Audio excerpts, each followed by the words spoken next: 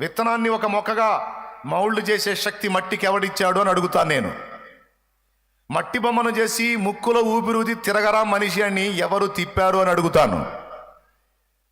నేల మంటి చెయ్యవే, పురుగులను చేయి, పక్షులను చేయి, జంతువులను చేయి అని ఎవరు ఆజ్ఞాపిస్తే ఇవన్నీ ప్రాణులు వచ్చినాయో అని అడుగుతాను. శూన్యములో ఈ భూమి నిర్ణీత కక్షలో ఎలా వేలాడుతుంది అని అడుగుతాను. నిర్ణీత కక్షలో సూర్య నక్షత్రం ఖచ్చితంగా అదే లెంత్లో అంతే దూరంలో ఎలా ఆగిపోయింది అని అడుగుతాను. కొంచెం దగ్గరకు కానీ కొంచెం దూరకు కానీ ఎందుకు జరగట్లేదని అడుగుతాను. ఋతువులు ఎలా ఏర్పడుతున్నాయని అడుగుతాను. నక్షత్ర రాసులు తమ తమ రాసులు నెల ప్రకారం ఎలా వస్తున్నాయని అడుగుతాను. చాలా వాటికి సమాధానాలు చెప్పాలి. ఉందా? వీటన్నిటినీ చేయుచున్నవాడు ఆయనే. అగాధ జలములు నిర్ణీత హద్దులో ఎలా ఆగిపోయినాయని అడుగుతాను. మూడింట ఒక వంతే భూమి, మూడింతల నీళ్లుండి కూడా భూమి మీదకి ఎక్కి రాకుండా జలాలు ఎవని శాసనంతో ఆగిపోయాయని అడుగుతాను. అయినా అగాధ జలములు అన్ని ఎలా వచ్చినాయని అడుగుతాను. వాటి మూలం ఎక్కడా అని అడుగుతాను. ప్రాణవాయువు అయిన ఆక్సిజన్ వాయువు గాలి నిర్విరామంగా వీస్తూనే ఉంది. ఎక్కడి నుంచి వచ్చింది? దీని పుట్టుకెక్కడా? దీని గమనం ఎక్కడని అడుగుతాను. చెబుతావా?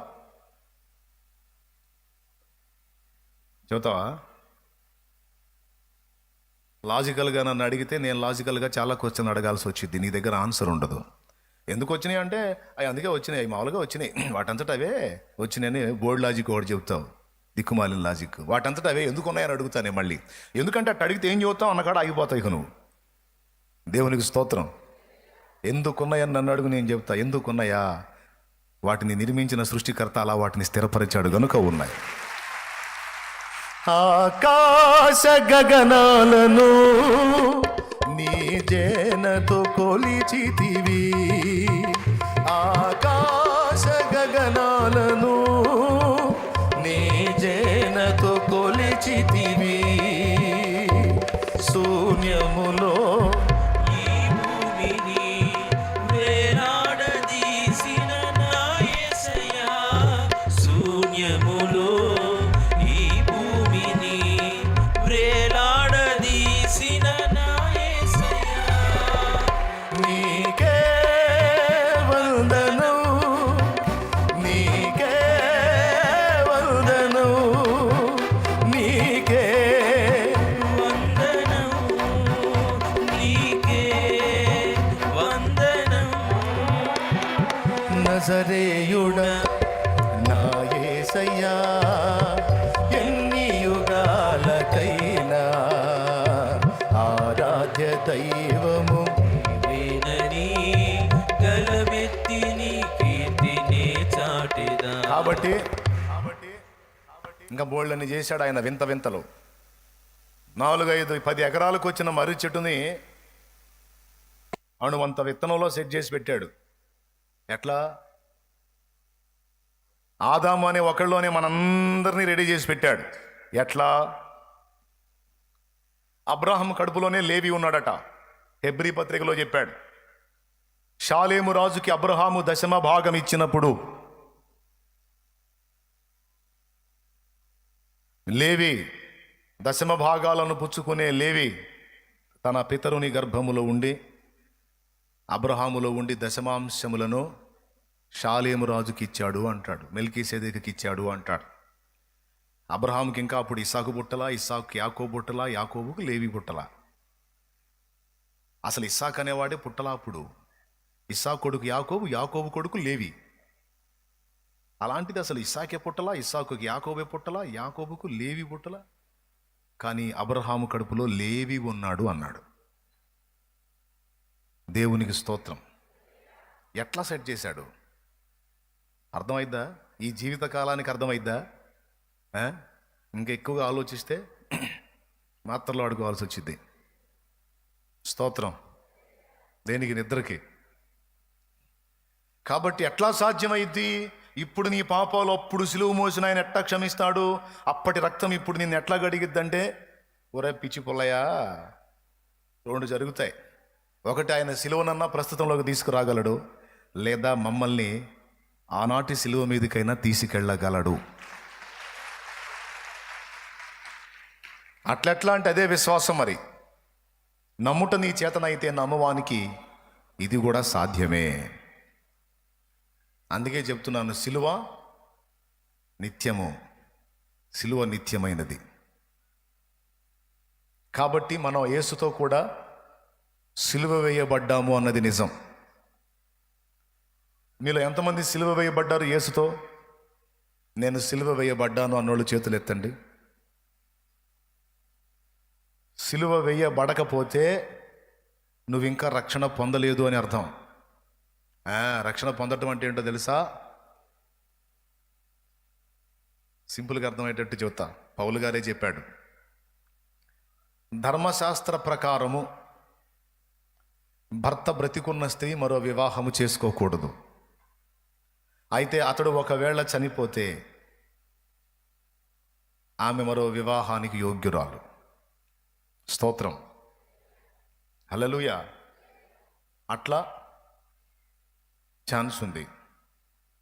అప్పుడు ధర్మశాస్త్రము నుండి ఆమె విమోచన పొందుతుంది.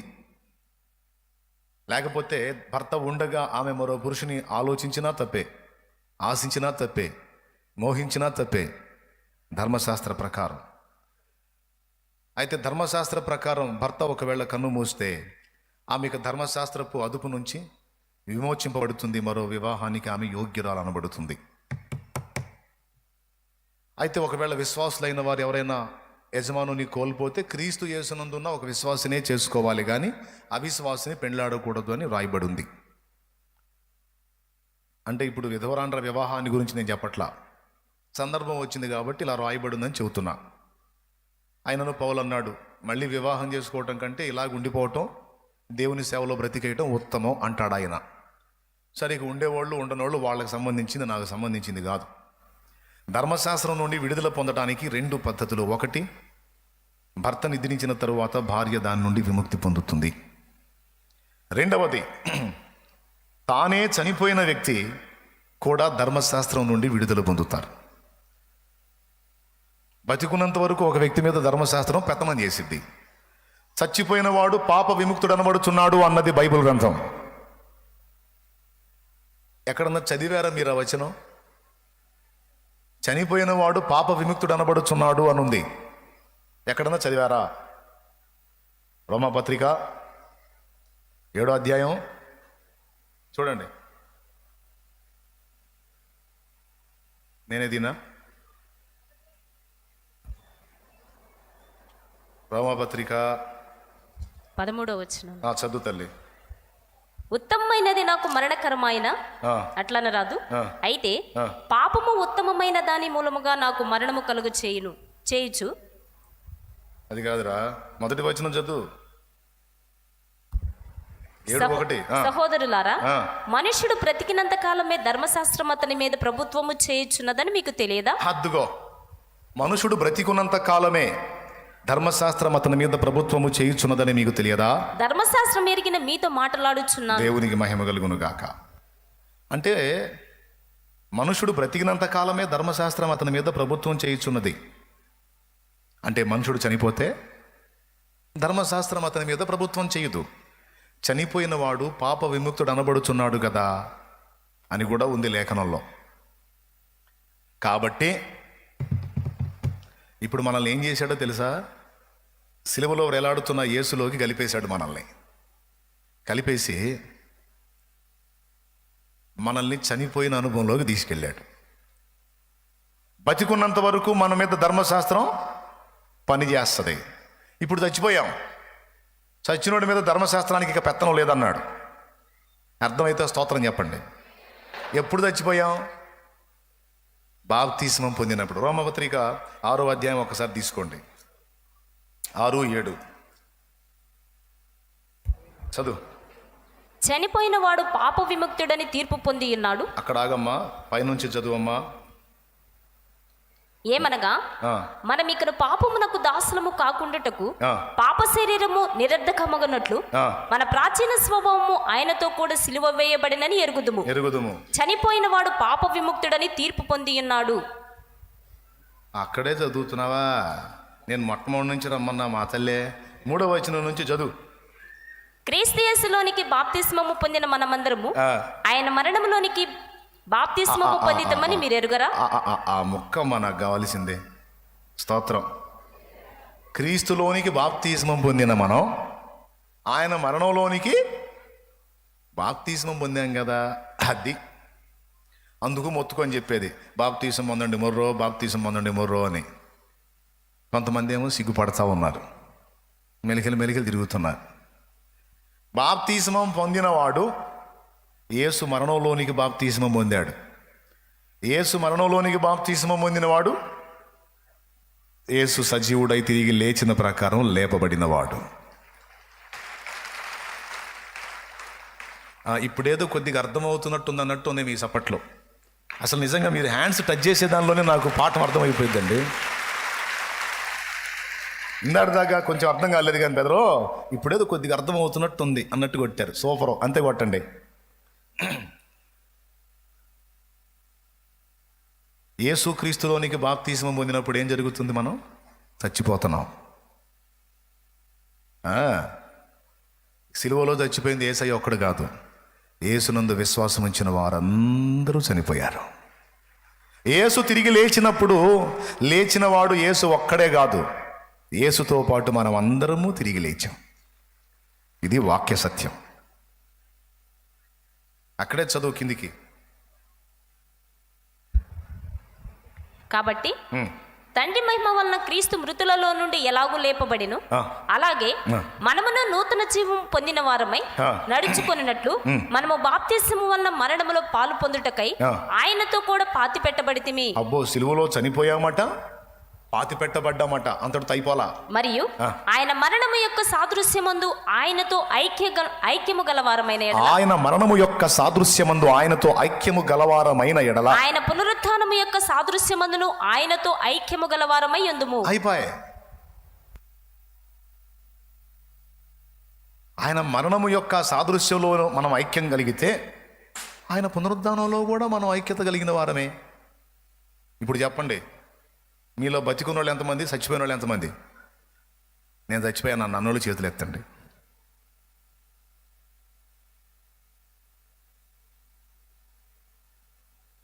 శబ్బాష్. అంటే నేను చెప్పిన మ్యాటర్ మీకు అర్థమైంది. ఇప్పుడు చప్పట్లు నేను కొట్టాలనిపిస్తుంది, మిమ్మల్ని కొట్టమల్లా నేను కొట్టాలనిపిస్తుందన్నా. మీరేం ఆవేశపడి కొట్టేశారు, పర్లేదులే. 2 చచ్చిపోయారు, అంతే ఉన్నారు, మళ్ళీ లేచారా? లేచామన్నాడు చేతులు ఎత్తండి. శబాష్. తిరిగి లేపబడ్డది కూడా నిజమే. చనిపోయింది నిజం, పాతి పెట్టబడింది నిజం, తిరిగి లేచింది నిజం. ఈ 3 బాప్తిసంలో ఉన్నాయి చూడు. ఒక వ్యక్తి నేను పాపినని ప్రభు దగ్గరికి రావటం, నీళ్ల దగ్గరికి రావటం, నీళ్లలో ముంచబడటం, ఒక క్షణం పాటు అందులో పాతి పెట్టబడ్డట్టు ఉంచబడటం, మళ్ళా కొంత తడవు తర్వాత మళ్ళీ తిరిగి లేవటం. ఈ 3 సాదృశ్యాలు ముంచుట బాప్తీసంలో కనపడుతున్నాయి. అందుకే నేను చెప్పేది చిలకరింపు కాదు, ముంచుట పొందండి అని. ఈ మాట అంటేనే కొన్ని సంఘాల వాళ్ళ కోపం అయితే నేనేం చేసేది? ఒకని మరణ పునరుద్ధాన అనుభవాల సాదృశ్యం చిలకరింపులో కనబడదు, కానీ ముంచుట బాప్తీసంలో కనబడిద్ది. అందుకే ముంచుట బాప్తీసం తీసుకోండి. మీ ఎక్కడన్నా తీసుకోండి, కానీ ముంచుట బాప్తీసం పొందండి అని చెబుతున్నాను నేను. ఇప్పుడు బాప్తిస్మం పొందిన వారందరూ చనిపోయారు. ఇక మన మీద ధర్మశాస్త్రం యొక్క పెత్తనం, పాపం యొక్క పెత్తనం లేదు. చచ్చిపోయాం, పాతి పెట్టబడ్డాం, యేసుతో కూడా పునరుత్థాన మహిమతో తిరిగి లేపబడ్డాం. ఇక మనం తిరిగి లేచాం. ఇక లేచాం కాబట్టి మళ్ళీ భూమికి అతుక్కొని పోవద్దంటున్నాడు. అది కొలసే పత్రిక 3:1 చెప్తున్న సాక్ష్యం. చదువు, ఇప్పుడు అర్థమైంది.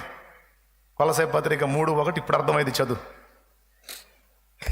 మీరు క్రీస్తుతో కూడా లేపబడిన వారైతే. లేపబడ్డారా లేదా?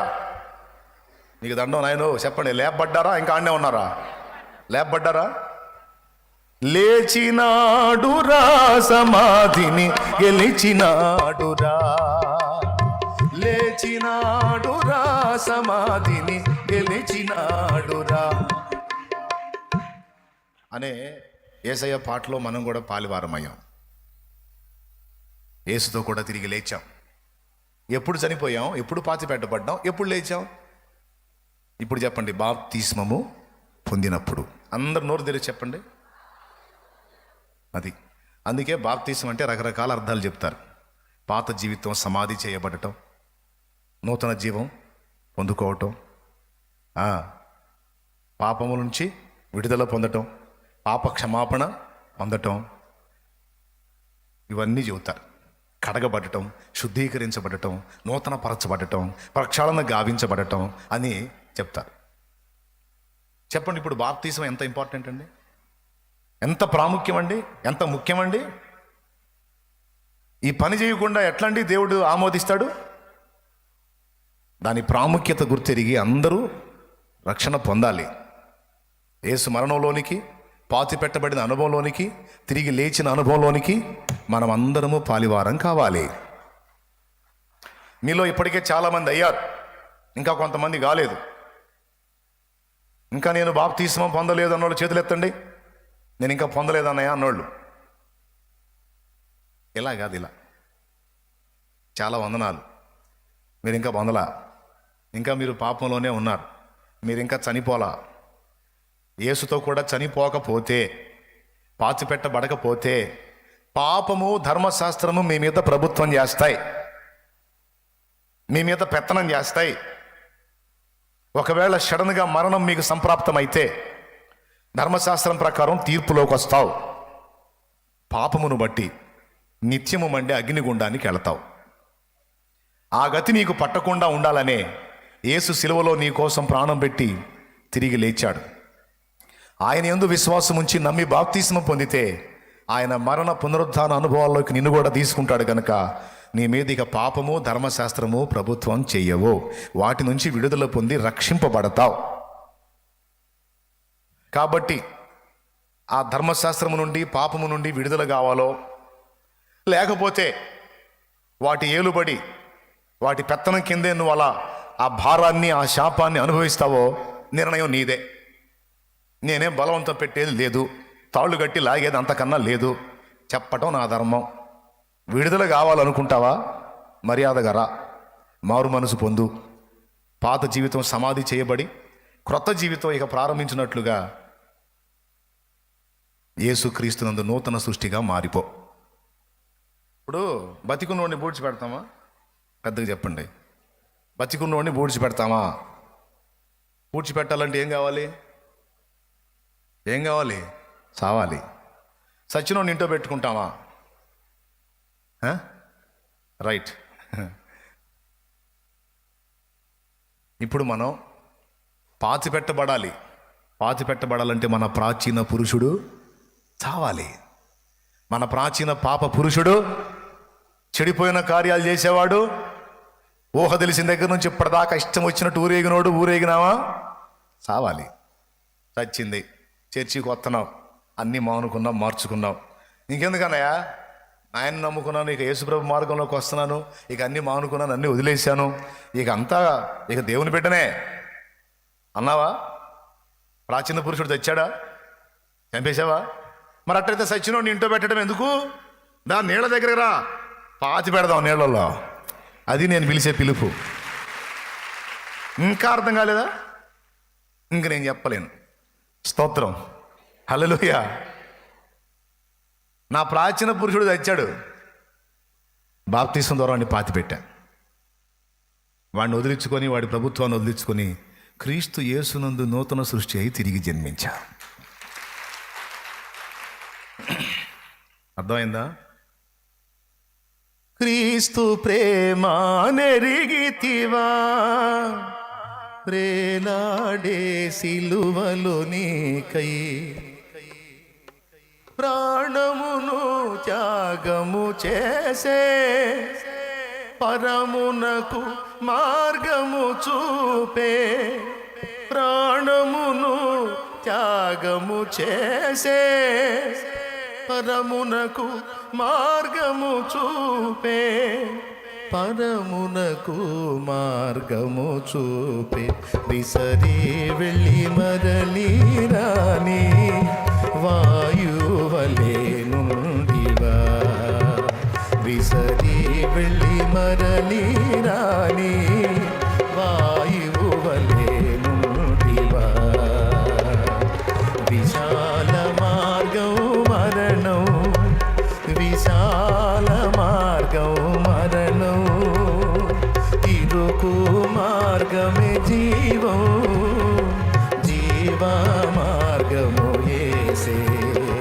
సరే వెళ్ళి రాని వాయువలే నుండివా త్రోవ తప్పిన గొర్రెవలే తిరుగులాడుచున్నావా త్రోవ తప్పిన గొర్రెవలే తిరుగులాడుచున్నావా తరలిరా మార్గము యేసే తలుపు వేయబడకముందే తరలిరా మార్గము యేసే తలుపు వేయబడకముందే తలుపు